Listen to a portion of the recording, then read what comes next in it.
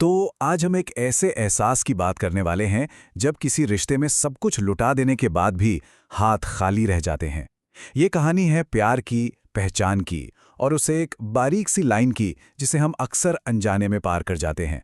तो कहानी है कबीर की।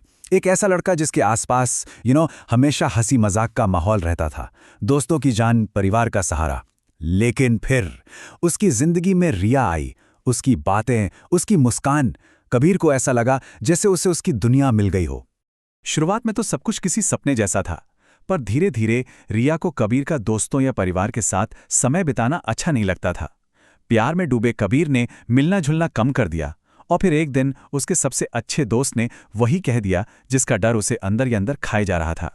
और कबीर ने इस बात को ये सोचकर टाल दिया कि हाँ यार, ये तो नॉर्मल है, आखिरकार प्यार में थोड़ा बहुत तो बदलना ही पड़ता है ना।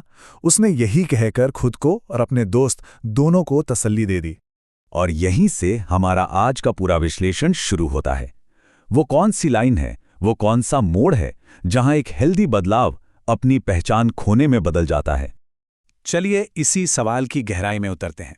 शुरुआत करते हैं उस कीमत से जो कबीर जैसे कई लोग प्यार के नाम पर चुका देते हैं। ये जो नंबर आप देख रहे हैं, ये असल में एक बहुत ही चौंकाने वाला आंकड़ा है। ऑक्सफोर्ड यूनिवर्सिटी की एक रिसर्च में ये पाया गया कि जब कोई प्यार में पड़ता है तो वो औसतन अपने दो सबसे करीबी दोस्तों को खो देता है। लेकिन कबीर ने जो कीमत चुकाई वो इस नंबर से कहीं कहीं ज्यादा थी।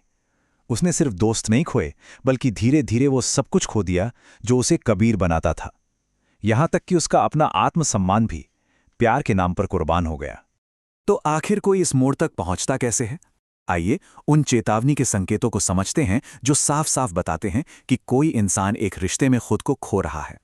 अब देखिए, द टाइम्स ऑफ इंडिया के मुताबिक ये कुछ आम संकेत हैं, और अगर हम कबीर की कहानी को याद करें तो ये सारे के सारे वहां मौजूद थे।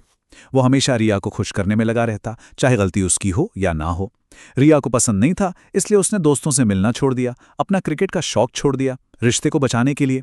उसने अपनी आवाज को दबाना और अपनी माँ की सलाह को भी नजरअंदाज करना सीख लिया था। लेकिन ये जो संकेत हैं, ये तो सिर्फ लक्षण है ना? असली बीमारी या कहिए असली वजह क्या है? चलिए इसके पीछे की साइकोलॉजी को समझते हैं। साइकोलॉजी की भाषा में इस सिचुएशन को कोडिपेंडेंसी कहते हैं। मतलब ये एक ऐसा असंतुलित रिश्ता है जहां एक इंसान, जैसे कि कबीर, अपनी सारी जरूरतों को भूलकर सिर्फ दूसरे को खुश करने या उसे ठीक करने में लग जाता है, भले ही ये खुद उसके लिए कितना भी नुकसानदेह क्यों ना हो।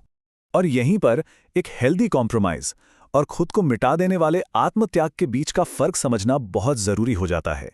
एक हेल्दी रिश्ते में दोनों लोग थोड़ा थोड़ा एडजस्ट करते हैं, लेकिन कबीर जो कर रहा था वो आत्मत्याग था, जहां सिर्फ एक ही इंसान अपनी हर जरूरत, अपनी हर खुशी की कुर्बानी देता चला जाता है।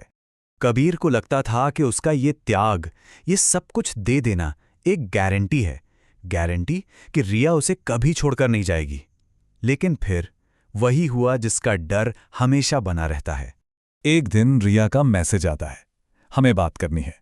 और फिर कैफे में बिना नजरें मिलाए वो शब्द जिसने सब कुछ बदल दिया। कबीर के लिए तो जैसे दुनिया ही रोक गई। और जब कबीर ने कहा कि उसने तो सब कुछ छोड़ दिया, तो रिया का जवाब, मैंने ऐसा करने को नहीं कहा था।